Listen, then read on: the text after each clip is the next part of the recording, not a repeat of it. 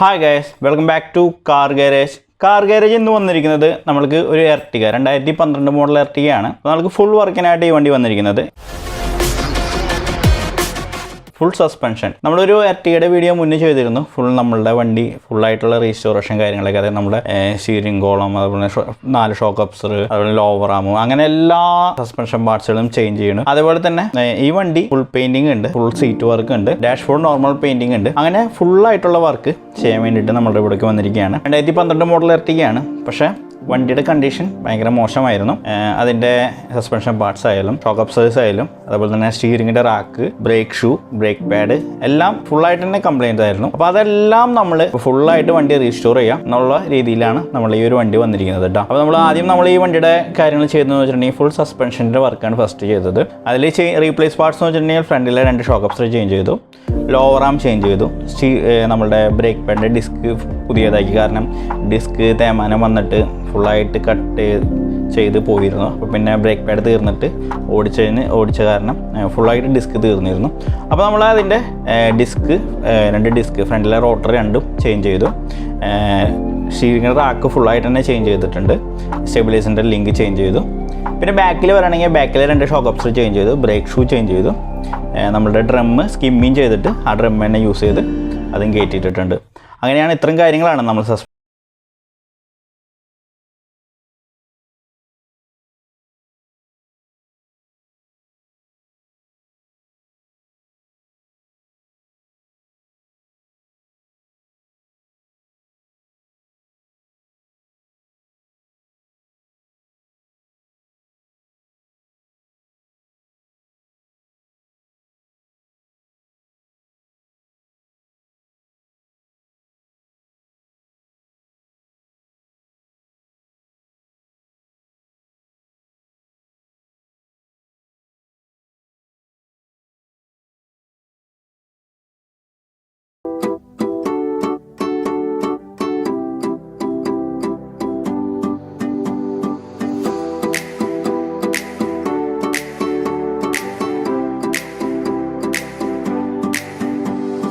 ഫുള്ളായിട്ട് വണ്ടി 2K primer apply ചെയ്തിരിക്കുന്നത്. 1K സാധാ surfacer, 1K primary, 2K primary. നമ്മൾ ഈ വണ്ടിയിൽ അടിക്കുന്നത് 2K പ്രൈമർ ആണ്. കാരണം എന്താണെന്ന് വെച്ചിട്ടുണ്ടെങ്കിൽ ബോഡി ഫില്ലർ ഒരുപാട് കയറിയിട്ടുണ്ട്, പുട്ടി ഒരുപാട് വന്നിട്ടുണ്ട്. ഒരുപാടെന്ന് വെച്ചിട്ടുണ്ടെങ്കിൽ എങ്ങനെ വന്നാലും നമുക്ക് ഈ ഡെൻറ്റിങ് നിങ്ങൾക്ക് കണ്ടാൽ അറിയാം, ഏകദേശം 1mm 2mm അടുത്ത് ബോഡി ഫില്ലർ ആ ഒരു ഡെൻറ്റിങ് ചെയ്ത ഭാഗങ്ങളിൽ വന്നിട്ടുണ്ട്. അപ്പോൾ നമ്മൾ ഇതിൻ്റെ മേലെ സാധാ സർഫേസറോ അല്ലെങ്കിൽ 1K പ്രൈമറോ അടിച്ചിട്ടുണ്ടെങ്കിൽ നമ്മൾക്ക് പിന്നീട് പെയിൻറ്റിങ് കഴിഞ്ഞ് പിന്നീട് നമ്മൾക്ക് ഉള്ളിലുള്ള കംപ്ലയിൻസ് കാരണം പെയിൻറ്റും മങ്ങാനുള്ള ചാൻസ് ഒരുപാട് കൂടുതലാണ്. അപ്പോൾ നമ്മൾ ഈ ഒരു വണ്ടിക്ക് ചെയ്തിരിക്കുന്നതെന്ന് വെച്ചിട്ടുണ്ടെങ്കിൽ ഫുള്ളായിട്ട് ഉരച്ച് ക്ലിയർ ചെയ്തതിന് ശേഷം 2K പ്രൈമർ അപ്ലൈ ചെയ്യും. 2K പ്രൈമർ അപ്ലൈ ചെയ്താൽ ഗുണം എന്തോന്ന് വെച്ചിട്ടുണ്ടെങ്കിൽ പേപ്പർ ഉരച്ചതിൻ്റെ പാടും കാര്യങ്ങളൊക്കെ ഇതിലൂടെ തന്നെ തീർന്നു പോകും. അതേപോലെ തന്നെ ഒരു കട്ടിയായിട്ടുള്ള ലെയർ വന്ന് ചേരും. പിന്നറിലുള്ള കംപ്ലയിൻസ് ഈ ഒരു ലെയർ ഉള്ള കാരണം പുറത്തേക്ക് വരാനുള്ള ടെൻഡൻസി കുറവായിരിക്കും. നമ്മൾ ആ ബോഡി ഫില്ലറിൻ്റെ കംപ്ലയിൻസ് കാരണം നമ്മളെ കളർ മങ്ങുകയോ അല്ലെങ്കിൽ കളറിന് കംപ്ലയിൻറ്റ് വരികയോ ഇപ്പോൾ ഇങ്ങനെ ബബിൾസ് വരികയോ അങ്ങനത്തെ കംപ്ലയിൻസ് ഒന്നും ഉണ്ടാവില്ല. അപ്പോൾ അത് കാരണം നമ്മൾ ഈ വണ്ടിയിൽ 2K പ്രൈമർ ഫുള്ളായിട്ട് തന്നെ അപ്ലൈ ചെയ്തിട്ടുണ്ട്.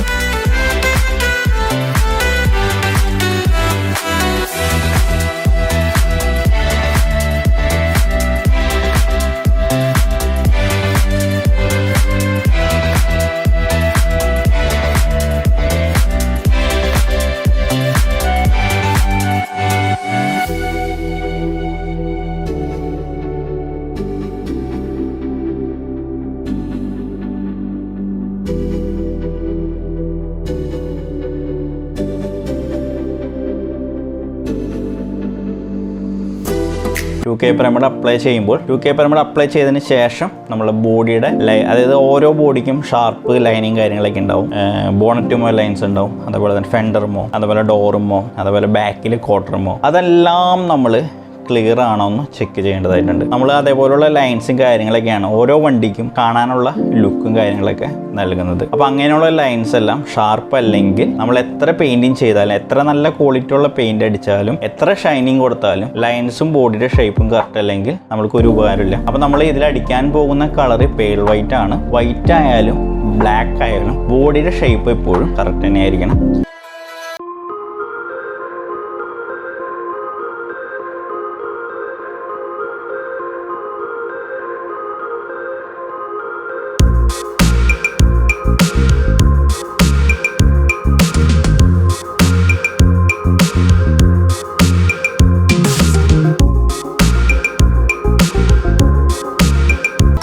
അതേപോലെ മൈനറായിട്ടുള്ള ഹോൾസ്, അതിപ്പോൾ നമ്മൾ ടൈമർ അടിക്കുന്ന സമയത്ത് അല്ലെങ്കിൽ ബോഡി ഫില്ലർ ഇടുന്ന സമയത്ത് വിട്ടുപോയിട്ടുള്ള കുറേ അടയാത്ത ഹോൾസ് കാര്യങ്ങളൊക്കെ ഉണ്ടാവും. അപ്പോൾ അതെല്ലാം നമ്മൾ മാർക്കിങ് ചെയ്യുക, ഫുള്ളായിട്ട് മാർക്കിങ് ചെയ്ത് ക്ലിയർ ചെയ്തെടുക്കുക. ഷാർപ്പായിട്ടൊന്ന് നോക്കുക, ഓരോ ഏരിയയും ഓരോ ഡോറും ഓരോ പാനലുകളും സെപ്പറേറ്റ് എടുത്ത് നോക്കി അതിൻ്റെ ഓരോ കംപ്ലയിൻസും മാർക്കിങ് ചെയ്തിട്ട് അടുത്ത സ്റ്റെപ്പാണ് നമ്മൾ അതിന്മേ സ്പോട്ട് പുട്ടി അപ്ലൈ ചെയ്യേണ്ടത്. സ്പോട്ട് പുട്ടി അപ്ലൈ ചെയ്ത് ഉരച്ച് ക്ലിയർ ചെയ്തതിന് ശേഷമാണ് നമ്മൾ പെയിൻറ്റിങ് കോട്ട്, അതായത് നമ്മളുടെ ഇപ്പോൾ അടിക്കാൻ പോകുന്നത് പേൾ വൈറ്റ് ആയതുകൊണ്ട് തന്നെ പേൾ വൈറ്റിൻ്റെ ബേസ് കോട്ടാണ് ആദ്യം അടിക്കുക. അതിനുശേഷം 800-ന്റെ എമിരി യൂസ് ചെയ്ത് കട്ടിങ് ചെയ്യും. കട്ടിങ് ചെയ്തതിന് ശേഷമാണ് ബേസ് കോട്ട്, അതായത് മെയിൻ പെയിന്റ് അടിക്കുക. പെയിന്റ് അടിച്ചതിന് ശേഷം പേള് ഒരു ലെയർ വരും. ഞാൻ എല്ലാ വീഡിയോയിലും പറഞ്ഞിട്ടുണ്ട്, പേൾ വൈറ്റ് അടിക്കുമ്പോൾ ഇത്ര എക്സ്പെൻസീവ് ആണ്. കാരണം മറ്റുള്ള കളർ 3 കോട്ട് അടിക്കുമ്പോൾ ഈ കളർ 4 കോട്ട് അടിക്കണം. അതായത് 4 സ്റ്റെപ്പാണ് വരുന്നത്. 2K primary, base coat, paint, pearl, പിന്നെ ക്ലിയർ. അതായത് ഇതിൽ നമ്മൾ പെയിന്റ്, ബേസ് കോട്ട്, പെയിന്റ് തന്നെയാണ്. അപ്പോൾ അങ്ങനെ 4 ലെയറാണ് ടോട്ടലായിട്ട് വരുന്നത്. മറ്റുള്ള സാധാരണ മെറ്റാലിക് കളർ ആണെങ്കിൽ 3 ലെയറേ വരേണ്ട ആവശ്യമുള്ളൂ. അതനുസരിച്ച് അതിൻ്റെ പൈസയിൽ ചെറിയ വ്യത്യാസം ഉണ്ടാവും. പേളിന്റെ പൈസയിലും ചെറിയ വ്യത്യാസം ഉണ്ടാവും കേട്ടോ. അപ്പോൾ നമ്മൾ പേൾ വൈറ്റ് ആണ് അടിക്കുന്നത്. പേൾ വൈറ്റ് ഫുള്ളും നമ്മൾ അടിച്ചതിന് ശേഷം നമുക്ക് വണ്ടിയുടെ പാർക്കിംഗ് ബ്രൗസ് ഒന്ന് ഫുള്ളായിട്ട് കാണാം.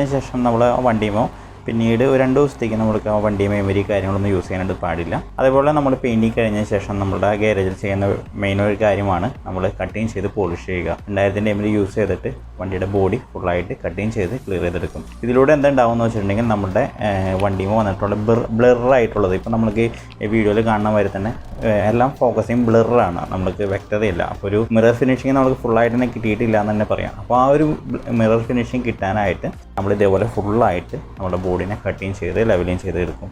ലെവലിങ് ചെയ്ത് എടുത്ത് ക്ലിയർ ചെയ്തതിന് ശേഷം നമ്മൾ ബ്രഷ് ഉപയോഗിച്ച് നമ്മുടെ ബഫിങ് പാഡ് ഉപയോഗിച്ച് ഇതേപോലെ ബഫിങ് ചെയ്ത് ഫുള്ളായിട്ട് എടുക്കും. അപ്പോൾ നമ്മളിപ്പോൾ ഇതിൽ യൂസ് ചെയ്യണത് നോട്ടോൺ എന്ന് പറഞ്ഞ കമ്പനിയുടെ റബ്ബിംഗ് ആണ് നമ്മൾ യൂസ് ചെയ്യുന്നത്. ഇതേപോലെ റബ്ബിങ് ചെയ്ത് നമ്മൾ ആ ബോഡിയുടെ മിറർ ഫിനിഷിങ് ഫുള്ളായിട്ട് തന്നെ പുറത്തേക്ക് എടുക്കും.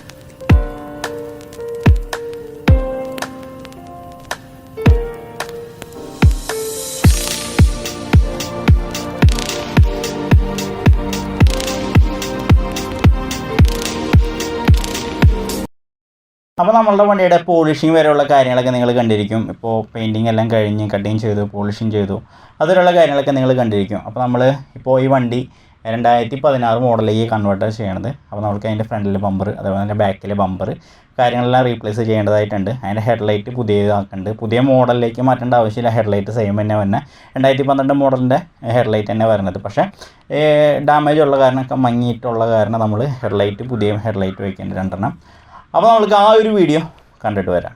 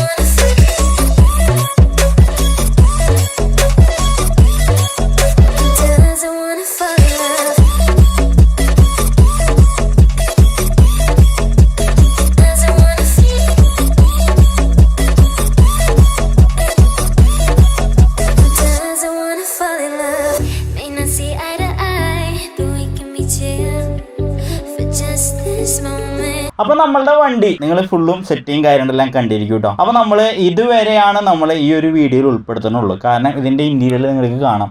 ഇത് ഒരുപാട് വർക്ക് ഇനി വരുന്നുണ്ട്. ഇൻറ്റീരിയൽ സീറ്റ് ചെയ്യുന്നുണ്ട്, ഫ്ലോർ മാറ്റിങ് ചെയ്യുന്നുണ്ട്, ഡോർ പാഡിന് ചെറിയ പെയിൻറ്റിങ് കാര്യങ്ങളൊക്കെ ഉണ്ട്, ഫുൾ ആയിട്ടുള്ള ക്ലീനിങ് കാര്യങ്ങളൊക്കെ ഉണ്ട്. അപ്പോൾ അത് ഇപ്പോൾ ഈ വണ്ടിയുടെ ഉള്ളിൽ നോക്കണമെങ്കിൽ ശരിക്കും നല്ല രീതിയിലുള്ള കച്ചറ ഉണ്ടായിരുന്നു. ഏകദേശം മറ്റേ നമ്മുടെ എലിയുടെ ഒക്കെ വേസ്റ്റ് ഉണ്ടായിരുന്നു, ഒരുപാട് എലിയുടെ വേസ്റ്റ്, അതേപോലെ തന്നെ മണ്ണ്, പൊടി, അങ്ങനെ ഒരുപാട് കച്ചറകളും കാര്യങ്ങളൊക്കെ ഇതിൻ്റെ സൈഡ് ഭാഗങ്ങളിലും ഇതിലൊക്കെ ആയിട്ടുണ്ടായിരുന്നു. അതൊക്കെ ക്ലീൻ ചെയ്തിട്ട് ഇതിന്റെ ഫുൾ ഇന്റീരിയർ സെറ്റിംഗ് കാര്യങ്ങളൊക്കെ അടുത്ത വീഡിയോ ആയിട്ട് വരുന്നതാണ്. ഫ്രണ്ട് സ്പോർട്ടി ടൈപ്പ് സീറ്റ് ആണ്, back normal type seat, floor matting, ഡാഷ്ബോർഡിന്റെ കുറച്ച് പെയിന്റിങ് കാര്യങ്ങൾ, അങ്ങനെയൊക്കെ കുറെ വർക്കുകളും കാര്യങ്ങളൊക്കെ ഇനിയും കാണാനുണ്ട്. അതേപോലെ തന്നെ ഔട്ടർ ബോഡിയിലെ ഫുൾ സെറ്റിംഗ് കാര്യങ്ങൾ കഴിഞ്ഞിട്ടില്ല. കുറച്ച് ബീഡിങ്ങുകൾ, അതേപോലെ തന്നെ ബാക്കിലെ ബമ്പർ റിഫ്ലക്ടറുകൾ, ക്രോമുകൾ കാര്യങ്ങളെല്ലാം സെറ്റിംഗ് കാര്യങ്ങളൊക്കെ ഇനിയും ഉണ്ട്. അപ്പോൾ അതിൻ്റെയൊക്കെ വീഡിയോ ഞാൻ അടുത്ത വീഡിയോ ആയിട്ട് ഇടുന്നതാണ്. അപ്പോൾ ഞാൻ മാക്സിമം നമ്മൾ ഈ വീഡിയോയിൽ എല്ലാ കാര്യങ്ങളും നിങ്ങളെ മനസ്സിലാക്കുന്ന രീതിയിൽ ഞാൻ പറഞ്ഞു തന്നിട്ടുണ്ട്. സബ്സ്ക്രൈബ് ചെയ്തിട്ടുണ്ടെങ്കിൽ തീർച്ചയായും സബ്സ്ക്രൈബ് ചെയ്യുക, ചാനൽ സപ്പോർട്ട് ചെയ്യുക. തുടർന്നും നല്ല നല്ല വീഡിയോസും കാര്യങ്ങളൊക്കെ ആയിട്ട് ഇനിയും വരുന്നതാണ്. അപ്പോൾ സപ്പോർട്ട് ചെയ്യുക എല്ലാവരും കാർ ഗാരേജിനെ. അപ്പോൾ എല്ലാവർക്കും ബൈ. മാക്സിമം ഷെയർ ചെയ്തോളൂ കേട്ടോ. അപ്പോൾ നമുക്ക് വ്യൂസ് കൂടുതൽ കിട്ടുള്ളൂ. മാക്സിമം ഷെയർ ചെയ്യുക, സപ്പോർട്ട് ചെയ്യുക. അപ്പോൾ ബൈ.